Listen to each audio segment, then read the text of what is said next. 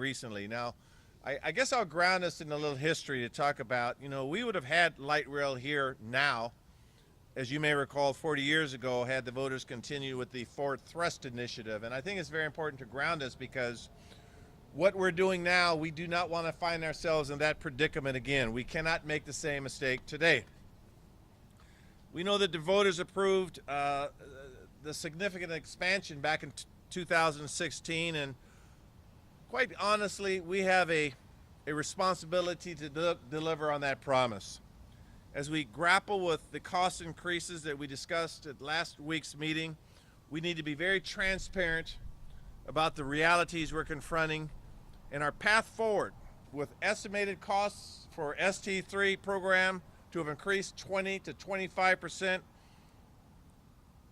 And again, to put it in contrast, for capital projects such as building new lines and stations like the ones here in Ballard, otherwise known as Councilmember Strauss's backyard, there's an increase of up to $30 billion when you factor in timelines and inflation. This is real money. These are real challenges. However, we cannot and will not derail our commitment to Seattle voters who overwhelmingly supported this transformative investment. It is that critical to our optimization as a city, our vibrancy, getting back to the potential that we have as a city. If the West Seattle and Ballard extensions are delayed, there will be no new light rail construction in Seattle for at least 4 years. That is not what our residents voted for. That is not what they expect. And as mayor, that is totally unacceptable. We must deliver in the densest communities with the greatest ridership. That's almost Econ 101. Go where the action is, go where the jobs are. I look forward to Katie Garrow's remarks to talk about the impact on jobs. The West Seattle and the Ballard Link extensions represent exactly this kind of strategic investment. And that's why I was very vocal at last week's Sound Transit meeting. We have to connect vibrant, growing neighborhoods with high ridership potential to our regional transit network. Back in the 1990s, when light rail was just a vision, we didn't know or anticipate perhaps some of the growth that we had, and this has been good growth, good jobs. Light rail currently has up to 3.4 million boardings a month. The West Seattle and Ballard extensions will have over 200,000 daily boardings. These communities overwhelmingly supported light rail expansion for a safe and sustainable transit solution to where they need to go, including our beautiful waterfront park and our grand opening you'll see of the park later this week. So what is the best approach to managing costs in a situation like this? Well, time is money. We've all grew up hearing that. We have to advance our projects quickly. Every single day of delay adds unnecessary expense to taxpayers. That's why Seattle has taken unprecedented steps to support Sound Transit's work, streamlining our permit processes and expanding our team. Specifically, we reformed our land use codes after 4 to 5 years of collaboration, cutting permit review times by 50%, helping projects on time and under budget. That's what we are doing here in the city of Seattle. We structured city staff and expanded the Office of the Waterfront to bring proven project delivery experience to ST3 challenges, taking the lessons learned we did on the Waterfront project and the resources, and expanding our ST3 city team to handle the surge of permitting work. These are significant cost savings that we will achieve. So this moment, given the cost estimates that I described, this moment will call for our most creative and innovative thinking and collaboration, our ability to solve problems across all jurisdictions. This is not a zero-sum competition. We need innovative solutions that deliver projects while managing our costs. Now, there is a path forward. I believe there's a clear path forward, and it starts with these actions. First, as I've detailed, we've already done some great work with Sound Transit to cut down on delays and costs through our permitting reform. Our staff teams are now working together hard on value engineering that will lead to real cost savings for the delivery of these lines and other ST3 projects. At Thursday's executive meeting, I will ask my colleagues and Sound Transit to create a working group that includes Seattle, Snohomish, King, and Pierce counties to build on this work by reviewing and validating revenue and risk. Now, second, Sound Transit must study cost-saving measures, and they have to think outside of the box. They have to come up with ideas to deliver projects as planned that includes looking closely at the existing tunnel. I think board member Balducci raised that issue, and I stated my alignment with her thinking on that issue. Third, in collaboration with Councilmember Strauss, I submitted legislation that will be heard in his committee tomorrow and is a fronting of significant budget resources to ensure that we have the staff ready to move these projects forward in partnership with Sound Transit.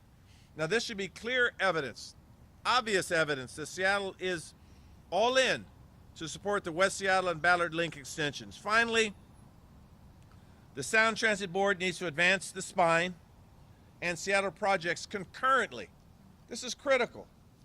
We should not delay one capital project over another. This is what the voters expected. This is why they're putting their money into both the spine and into the Ballard and West Seattle projects. The voters trusted us to deliver this generational investment, and that's indeed what it is, and we will not let them down. We can solve these challenges if we work together.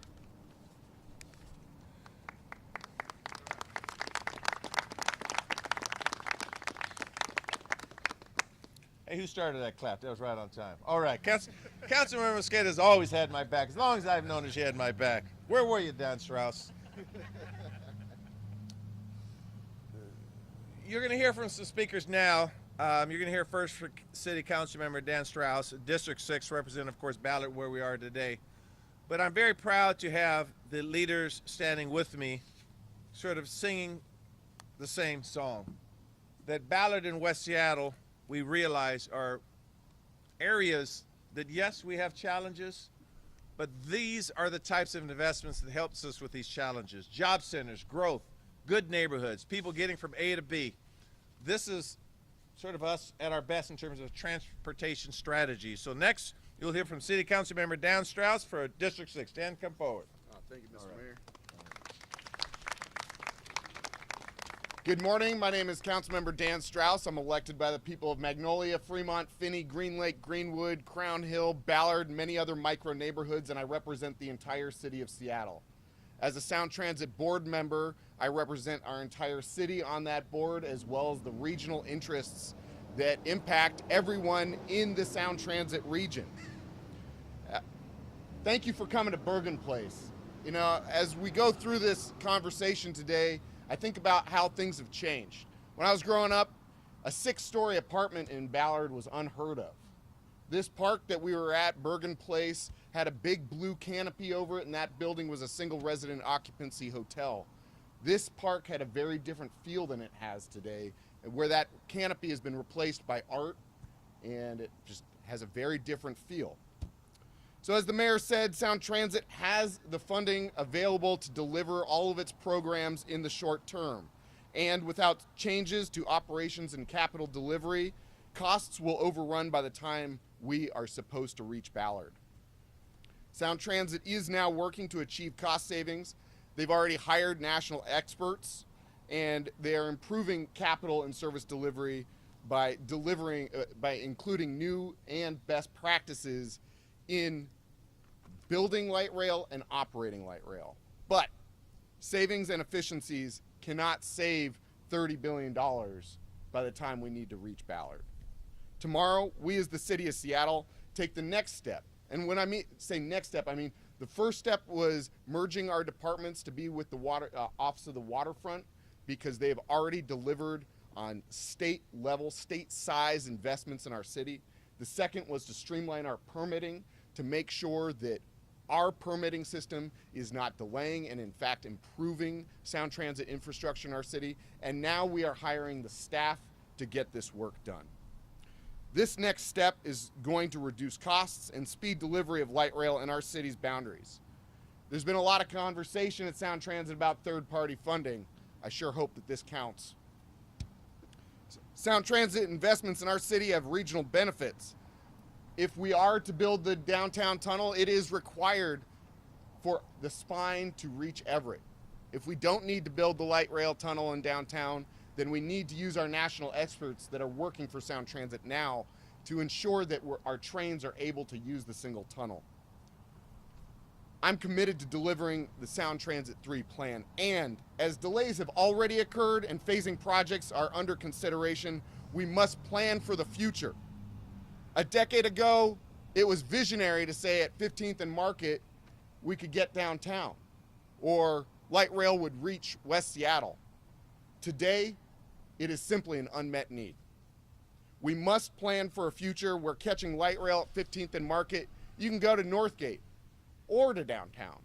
When you're in West Seattle catching the train at the junction, you should be able to get downtown or to White Center, Burien, and straight to the airport. Tomorrow, we're taking this next step to make the investment to ensure Sound Transit is able and delivers light rail in our city as cost effectively and fast as possible. Thank you, Mr. Mayor, for putting this forward. Thank you, Councilmember. You know, before I introduce our next speaker, I'd like to recognize a few folks that are standing with us in solidarity, and that's Monty Anderson from the Seattle Building Trades and his fellow workers. Labor's here in the House. King County Councilmember Jorge Barron, thank you for being here. Deputy Mayor Justin Farrell, thank you for being here. Let me see anybody here. You have to speak yourself. Yes, yes, the Carpenters are here. In fact, he's on the stage. No, I know who you are. The Carpenters are here, and it's very important because Katie's going to bring them all together on the labor part. I want to also thank some of the Sound Transit board members that aren't here right now for supporting my amendment at last week's board meeting. I want to thank them because we were accused, at least in my remarks, of putting our thumb on the scale, I think was the term that they said a few times. And we're not putting our thumb on the scale for Seattle or West Seattle or Ballard. The weight was already on the scale. This is what the voters in Seattle, the largest city in the state, voted on. So it was not a question of putting our thumb on the scale. It was an issue of making sure that the scale is calibrated right to meet our needs. And so again, I want to thank the members that supported us on that amendment. Next, you're going to hear from County Councilmember Teresa Mosqueda here representing West Seattle, another critical part of our city where we want to be served by light rail. And I look forward to Councilmember Mosqueda's remarks. Councilmember? Well, good morning. And happy day after Labor Day, everyone. Thank you for all of you who celebrated yesterday and for all who labored. We're here today because we have labored hard to make this vision of Sound Transit 3 a reality. We believe in a future and in a city and in a region that gets us closer to, frankly, what the rest of most of the world has. A connected metropolitan that has green transit, that has a connected future, a resilient future, a future where workers and families and students and elders have equitable access to jobs, education, services, and small business without having to get in their cars. And that future is light rail. I live in West Seattle, and every time I get on Sound Transit, including this weekend after leaving Bumbershoot to get downtown to make the connection to a bus, I sit on light rail and I think, this is how the other half lives. This is what we deserve in Ballard, in West Seattle, in Everett, in Tacoma, in Snohomish, King, and Pierce counties. We all deserve access to what was promised. We need the lines that were communicated back in 2016 to voters, where voters across King and Snohomish and Pierce counties spoke loudly and clearly about the need for us to be connected. They stood shoulder to shoulder with labor and community, and they said yes to Sound Transit 3. They said yes to a connected future. They said yes to building a sound transit system that works for everyone. And now, our job is to deliver on that promise. And let's be crystal clear.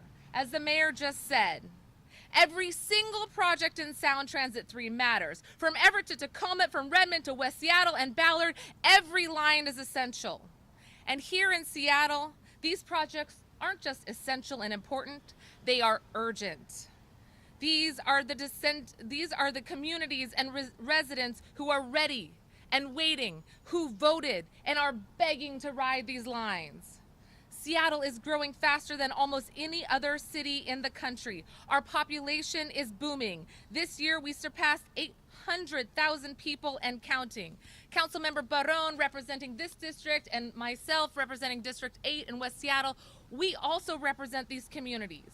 But this growth can only work if we can get around. We must build a Sound Transit 3 that connects communities, that connects our people with amenities, that makes sure that we can drive up ridership by creating stronger connections through the heart of our city and into major destination points like West Seattle and Ballard, like Everett and Tacoma. Voters in Seattle supported Sound Transit 3 because we were promised relief. We were promised a system that matches the scale of our city's growth and our region's growth. And we can continue to achieve that promise without sacrificing the vision of our regional connectivity by making sure the 2016 voter-approved vision becomes a reality. Because here's the truth. When Seattle succeeds, this region succeeds. We are an economic, cultural, and educational hub for the region. We are a destination for workers and students and sports fans, for families going to concerts and museums and in parks. And in my district, in District 8, in West Seattle, in Delridge even specifically there, where I call home, we are a hub for music lessons for all ages, concerts of all ages, swimming lessons and physical activities for kiddos and elders, childcare, and jobs in small and large companies. Imagine using light rail to get to these gathering spaces without a car and then getting back home again. That is the promise. So from West Seattle to Ballard to across this region, we must make these critical connections and ensure that we are getting closer to that vision, cutting out the reason for us to get in our cars, cutting down on traffic, and cutting CO2 emissions. It is good for the health of our planet, and it is good for the health of our residents. It is good for the health of our regional economy. West Seattle and Ballard have supported and will continue to support the creation of Sound Transit 3 because, as Councilmember Strauss said, we have already stepped in and supported the creation of more housing, more affordable housing, more livable and walkable neighborhoods around the 2B stations. We're creating more access to these amenities for a once-in-a-generational investment in what will be an incredible transit-connected system. This is not just about transit infrastructure. This is about making sure people have a home and a community that is connected, that creates a connection to affordable housing, small businesses. Truly, it will be the backbone of these growing communities. And I want to just paint a picture about what happens if we fail. If we fail to build out Seattle's light rail as promised and create access to these amenities and drive the economic engines of our neighborhood, we fail the entire region. Without strong Seattle connections through Sound Transit 3, the spine does not work. The rail does not reach its full potential. That is why we must keep going. West Seattle and Ballard projects must remain on track. This is a win-win-win that helps Everett, helps Tacoma, helps Bellevue, helps workers and students and elders and families across these three counties be able to live freely and make sure that they're able to have greater self-determination. I want to thank and applaud Mayor Harold in concluding with my comments. Thank you for leading on the permitting efforts to put forward the amendments that you already have and for the legislation that Seattle is considering to shave off an entire year for West Seattle and Ballard. And I want to thank SDOT for all of the work that they're doing to creatively think about cost-cutting measures, efficiencies, ways for us to move forward while investing in community amenities and saving money at the same time. I want to thank our now CEO Constantine, for his new vision, for looking at old ways with new eyes and recognizing that we can do this, we can also cut costs, and we must move forward. This behind us, community, labor, interjurisdictional partnership. This is what partnership and collaboration looks like. Let's remember what the voters said in 2016. They want light rail here in Seattle. They want it across this region. They want it to be built now, and they want us to keep our promise. So let's stay united. We will not be pitted against each other, and let's keep moving forward. Thank you very much.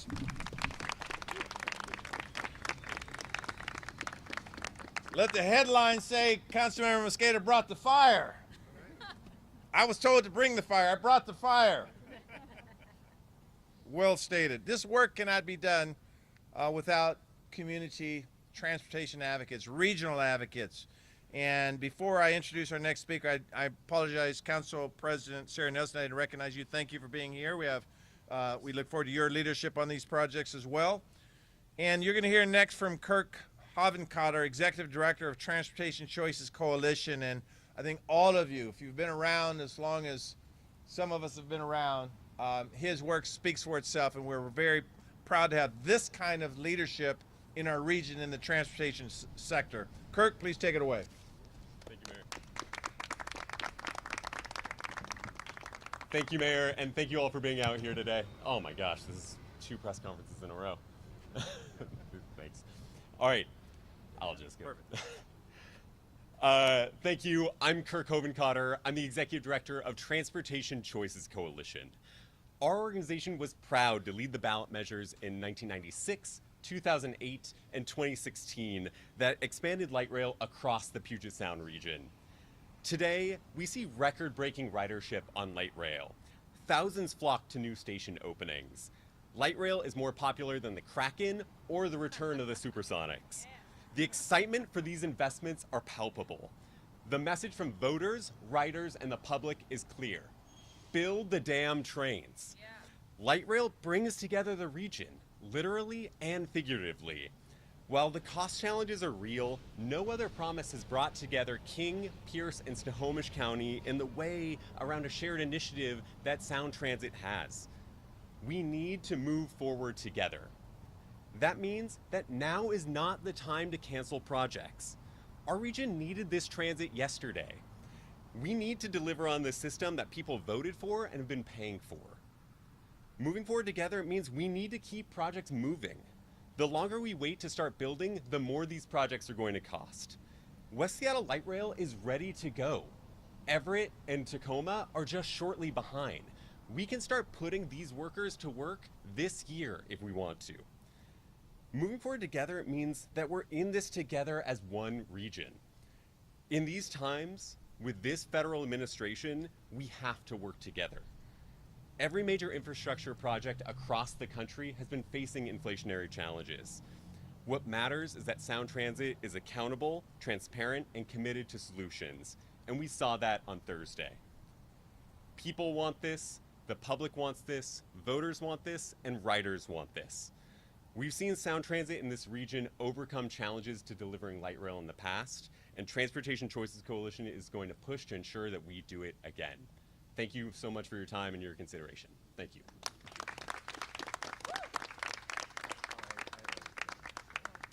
Thank you, Kirk. And before we hear from our last speaker, I want to recognize Angela Brady, who is our Director of the Waterfront Civic Projects and Sound Transit, and she's the human being behind a lot of our efforts to accelerate and reduce costs. And so, Angela, thank you for being here as well. So to pull it all together, at the end of the day, it's also about jobs. And we have, again, one of the region's strongest labor advocates in Katie Garrow, the Executive Secretary Treasurer of the MLK Labor Council and a champion for good union jobs. And Councilmember Mosqueda, I really liked how you emphasized jobs in this commitment for our region. So Katie, take it away.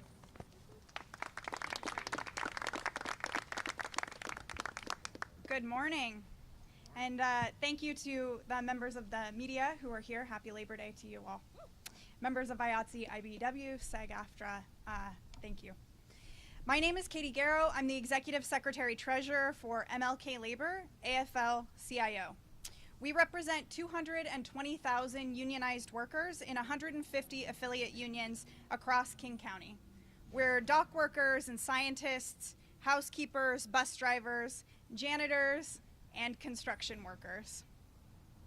It's well known that for a while now, working people have been moving south and north outside of Seattle city limits. Boomers and the very lucky Gen X members were the last generations to be able to, the last generations of middle class people to be able to afford home ownership in our city. This has put incredible pressure on our highways and our roads, and light rail cannot be completed fast enough for working people. Despite cost increases reported last week, now is still the cheapest time to finish the project. Working people faced cost increases just like capital projects do. We understand tariffs and inflation, and we still need public transportation. We cannot afford to sacrifice any segment of the light rail. And let me remind you that these dollars are not wasted. They're invested in economic development of our region. They pay young apprentices, young single moms who get their first job on a construction project, who then have the money to be able to buy new school clothes for their children, to be able to put braces on their kids, to be able to go on family vacations. That is the investment that we make in the Sound Transit workforce. Swedish Ballard and the Metropolitan Market in West Seattle are staffed by many, many people who commute in from places like Everett, from places like Yelm and Kent. And we need for them to be able to have reliable, convenient ways to get to work. Our region's greatest nuisance is traffic. We cannot afford to sacrifice West Seattle or Ballard. Build it all. Thank you. Thank you, Katie. Thank you, Katie. And before we take a few questions, I also want to recognize Billy Hetherington from Launa 242. Now, Billy was up here saying, you've ever recognized everyone. See, I pace it out, Billy. That's the way I do it. Get more recognition that way. All right. Billy never wants attention, but I thought I'd close with Billy. Thank you for being here, Billy, and 242. Okay, that's sort of, I think you heard from the wide swath of concerns here, from jobs to economic development to just climate sustainability and the transportation sector. We've all spent a lifetime fighting for other people. And when you hear from the residents in West Seattle and Ballard, they need to know we have their backs, and you have strong, effective leadership advancing their cause. So with that, would be more than happy to take some questions, and I may defer to some experts on it. And Jamie, do you mind coming up here and being the referee a little bit? Start with Mike. Hey, Mayor Harold. Yes, Mike. Can you restate or describe in more detail your viewpoint as of today regarding trying for a single tunnel version? Sure. The question is just whether the single tunnel, the discussion about that, just to clarify it a little bit, I think was Mike is asking.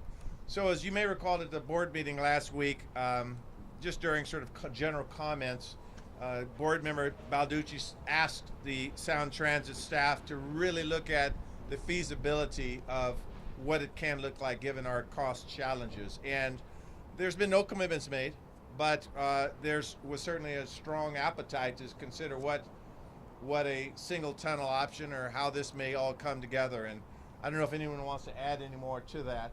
Dan, please. Thanks, Mike. It's a very good question because the downtown tunnel is required for us to build out the spine from Tacoma to Everett.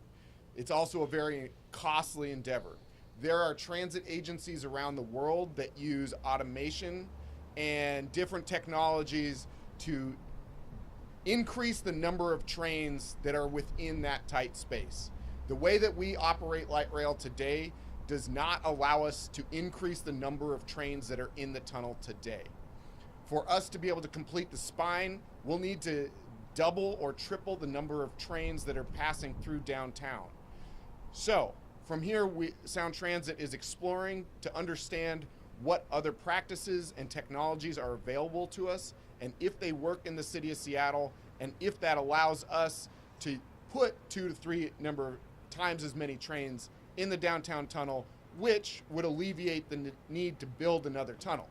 All of that is still under the study and analysis phase, There are no conclusions at this time, but that's part of this practice that I was discussing, where Sound Transit is going through and reviewing how their operations and their capital delivery are going and what needs to change. Thank you, Councilmember. Everyone here has expressed. Well, I'll call on people. You can be next, but Sebastian. Mr. Mayor, just to assuage concerns from citizens, will the budget shortfall or price increase impact any of the planned extensions that are scheduled for the near future? To repeat the question, Sebastian asked, will some of the $30 billion that we talked about affect some of the planned expansions? And I mean, that's the $30 billion question. And our point is, as we deliberate, the city of Seattle will do everything it can to get the cost done. We think West Seattle and Ballard, as I think Councilmember Mosqueda said, is critical for the whole spine to work effectively. So we don't want to see any regress there. But certainly, you know, Sound Transit will look at all options. We're optimistic that we'll be able to sort of lead the other jurisdictions on what they can do. You may recall, well, I don't know if you recall or not, some of my comments at last week's meeting is that Seattle will do everything it can do to reduce costs, and we're going to expect every other jurisdiction, city and county, to do exactly the same, everything they can do to lower these costs. But just like the tunnel conversation, we're going to have to get very creative. But there's been specific talks about eliminating projects. And then in the context of the World Cup, how much of that is a deadline that you're looking towards? Well, you know, that's been a stated goal for the Bellevue line to be completed by. That gives us a very real, tangible event to sort of work behind, and so we still think we're in pretty good shape. But I'm not going to be the first one to say that we're going to deliver all the projects for a World Cup, because that'd be a dangerous precedent to start. Yeah, just to double down on Sebastian's second there. I mean, obviously everyone here is committing to seeing as we move forward. The bottom line is we're looking at a budget of $30 billion a year of expenditure funds. Is there any realm or possibility that we could see projects delayed, canceled,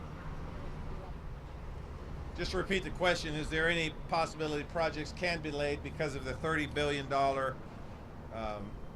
increase? And I openly talked about the timelines and the inflation factors. We have to see progress. We can't assume that there's going to be drastic delays. And I think under the enterprise initiative, under CEO Constantine's leadership, and with our advocates here, letting our staff, quite frankly, under Angela's leadership, under the hood, so to speak, with Sound Transit to figure out how creative can we be. It's very important to realize that a lot of the inflationary factors that caused this were outside of Sound Transit's control.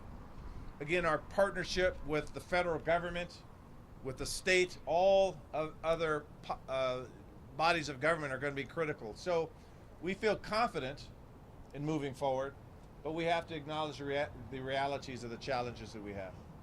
Tracy? Mr. Mayor, have you guys estimated how much money what you and Councilmember Strauss are introducing might save for starters off that $30 billion? That's a good question, Tracy. We've been a little reluctant to give a dollar amount because it's a work in progress, and Angela's building up her team. I'm not going to put you on the spot, Angela. It'd be hard to speculate. I can tell you what it won't be. It won't be $30 billion, but it's going to head in that direction, and that's how we have to go about this. Chris? Ryan? I was trying to cut through all the speeches. Are you just having this press conference because you're worried Tacoma and Everett are going to come back and say prioritize us before Ballard and West Seattle? Can you be a little more direct in your question, Chris, please? No. You know, the colleagues on the board are our friends. We've made it very clear we support the whole spine. We also understand that Seattle is a major economic hub and job hub, the largest in the state. And so we have a unique obligation, and we are the voters here, the largest block of voters who are paying for this project. So I'm confident that our colleagues in Pierce County and Snohomish County and other areas of the region are supportive of what we're doing. That was demonstrated, I think, in the past amendment where I made it very clear that we have to look at where growth will be. And the future growth should govern all of our strategic decisions, and that's what this is about. So this is not a means to bludgeon anyone into submission, but for them to realize we too support the spine, but we have to recognize the labor and economic benefits that Seattle brings. And that's what this is about. Ryan, you talked about the permit streamlining bill and the SD3 staffing. Are there any other things that the city of Seattle could be doing to speed up these projects and, reduce costs on them faster? That's a good question. I'll repeat it in the answer. We will ask ourselves that question. The first thing we know is we had to devote a goodly sum of dollars and resources to expedite the permit process, to look at everything that Seattle can do within our jurisdiction. Then that question becomes, we have some pretty talented engineers and strategic planners at the city. How then can we couple our work with sound transit and then even use lessons learned in Seattle to the other cities and the other jurisdictions? So we can't be so insular in our thinking that it's just about Seattle. That we have control over, but how do we use our expertise in the other jurisdictions? All of that work should result in significant savings, and so we'll figure this out as we go, but that's why we reorganized ourselves around this body of work. All right. This will be the last one. I know you said that a lot of these pressures are outside of transit control, but obviously, these cost pressures came up back in 2021 during the realignment. What's to say that we don't see this again as we move forward over the next few years and continue to work on these projects? What sort of oversight will there be to ensure that we're staying competitive? Yeah, that's a good question. Number one, we have to recognize that as elected leaders and labor leaders, we have to listen to community as we go. But we can't let the process of constantly listening to feedback also cost us critical dollars.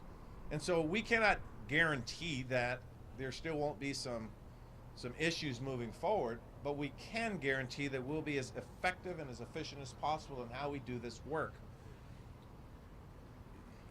This is a 50-year project. We have to understand that. And it started in 1993. 2040, 2050, there might be other people around right here talking about some of the challenges in 2043. I don't know. I'm not going to predict that.